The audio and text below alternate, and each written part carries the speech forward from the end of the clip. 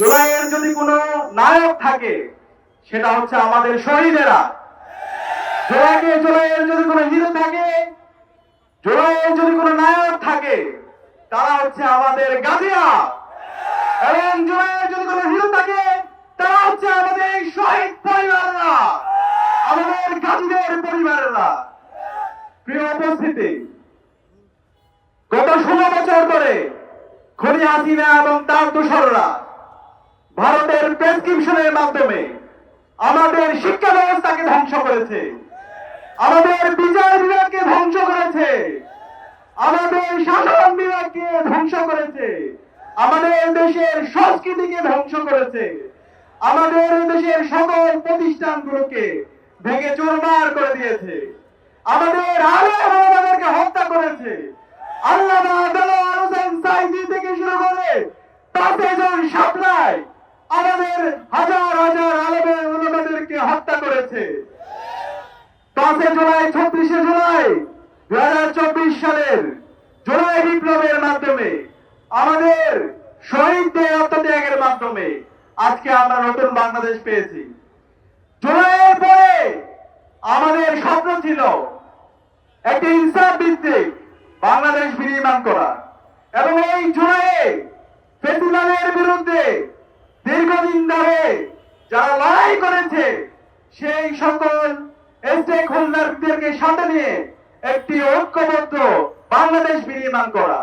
কিন্তু আমরা দেখতে পেয়েছি জুলাইয়ের কিছু ঠিকাদাররা সেই ঐক্যকে বিনষ্ট করেছে। জুলাই যখন কারফিউ জারি করা হয়েছিল, ইন্টারনেট ব্ল্যাক আউট করা হয়েছিল, সেই সময়ে ঢাকার যাত্রাবাড়ি, মিরপুর, রামপুরা, ঢাকা সহ সারা দেশে বিপ্লবী জনতা তারা রাস্তায় নেমেছিল। তারা স্লোগান দিয়েছিল, নারে তাকবীর, নারে তাকবীর, দিল্লি মে ঢাকা, ঢাকা ঢাকা। তারা দিল্লির দাদাগিরির বিরুদ্ধে এবং আল্লাহর সার্বভৌমত্বের পক্ষে তারা স্লোগান দিয়েছিল, আজাদির পক্ষে স্লোগান দিয়েছিল। আমরা দেখতে পেয়েছি আমাদের যাত্রাবাড়িতে আমাদের কওমি এবং আলিয়া মাদ্রাসার শত শত শিক্ষার্থী তারা শহীদ হয়েছে। সাভারে আমাদের শত শত শ্রমিকরা তারা জীবন দিয়েছে। এবং 18 জুলাই যেদিন ঢাকা বিশ্ববিদ্যালয় যখন বন্ধ ঘোষণা করা হয়, আমাদের প্রাইভেট বিশ্ববিদ্যালয়ের ভাই বোনরা আবু সাঈদের মতো তাদের 2 হাতকে প্রসারিত করে তারা রাস্তায় নেমে তাদের জীবন দিয়েছিল। এবং শহরের মধ্যবিত্ত শ্রেণী এবং এলিটরা তারা রাস্তায় নেমে এই ফেসিবাদের বিরুদ্ধে তারা তাদের জীবনকে উৎসর্গ করেছিল। কিন্তু এই 5 আগস্ট পরবর্তী আমরা দেখতে পেয়েছি এই জুলাইয়ের ঠিকাদাররা আমাদের আলেম ওলামাদেরকে তারা বঞ্চিত করেছে। আমাদের যারা প্রাইভেট বিশ্ববিদ্যালয়ের ভাই বোনরা ছিল তাদেরকে বিভিন্নভাবে বঞ্চিত করেছে। এবং শহরের মধ্যবিত্ত শ্রেণী এবং তাদের যে মতামত দেওয়া দরকার ছিল তাদেরকে বঞ্চিত করেছে। এবং এর মাধ্যমে একটি অনৈক্য তৈরি হয়েছে। এবং যে অন্তর্বর্তীকালীন সরকার গঠিত হয়েছে, আজকে 9 মাস পরও শহীদ পরিবারদেরকে সাথে নিয়ে শাহবাগে আমাদেরকে বিচারের দাবিতে নামতে হচ্ছে। এর চাইতে লজ্জা আর কি হতে পারে? অন্তর্বর্তীকালীন সরকারের উপদেষ্টাদেরকে বলতে চাই, আপনারা যদি দায়িত্ব পালন করতে না পারেন আপনারা পদত্যাগ করুন। ছাত্র জনতা দায়িত্ব নিতে রাজি আছে।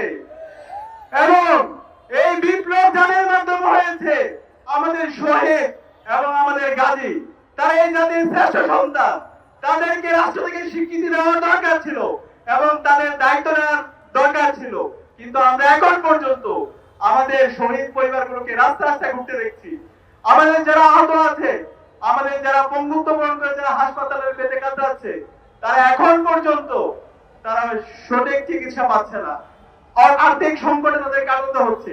এর চেয়ে লজ্জার আর কিছু হতে পারে না। জুলাই ফাউন্ডেশন থেকে শুরু করে যারা আমাদের শহীদ এবং আহত পরিবারদেরকে নিয়ে কাজ করছেন, তারা বারবার বিভিন্ন ধরনের আমলাতান্ত্রিক জটিলতা দেখান। আরে ভাই, কিসের আমলাতান্ত্রিক জটিলতা? রাস্তায় কি টাকা অভাব হইছে? আমরা প্রয়োজনে না খেয়ে থাকবো? আমাদের শহীদ পরিবার, আমাদের যারা গাজীরা আছে তারা করছে থাকবে, সেটা আমরা মেনে নিব না। আমরা অন্তর্বর্তীকালীন সরকারকে অনুরোধ করবো, অনেক হয়েছে। আমাদের যে মেজর দাবি ছিল খুনি হাসিনা এবং তার দোসররা গত 16 বছরে বাংলাদেশে যে গণহত্যা চালিয়ে এসেছে এবং জুলাইয়ে যে গণহত্যা এবং শিশু হত্যা করেছে, এই প্রত্যেকটা হত্যাকাণ্ডের বিচার করতে হবে। এবং আমাদের যে প্রতিষ্ঠানগুলো ভেঙে চুরমার হয়ে গেছে, সেই প্রতিষ্ঠানকে নতুন ভাবে রিফর্ম করতে হবে। এবং আমি বাংলাদেশের মেজর পলিটিক্যাল পার্টিগুলোকে বলতে চাই, জুলাই পরবর্তী বাংলাদেশে একটি প্রজন্ম তৈরি হয়েছে, তারা আর ফ্যাসিবাদকে ভয় পায় না, তারা প্রতিবাদ করতে শিখে গেছে। তারা কেউ শিবির করে না, ছাত্রদল করে না, জামাত করে না, বিএনপি করে না, কিন্তু তারা সত্যকে সত্য বলতে শিখে গেছে। আপনারা যদি জুলাই বিপ্লবের যে স্পিরিট, সেই স্পিরিট লালন না করেন, শহীদদের সাথে যদি গাদ্দারি করেন, খুনি হাসিনার যে পরিণতি হয়েছিল তার চাইতে খারাপ পরিণতি আপনাদের হবে। সাবধান হয়ে যান। সবাইকে আজকের জুলাই ঐক্য কর্মসূচিতে অংশগ্রহণ করার জন্য আন্তরিক ধন্যবাদ জানাচ্ছি।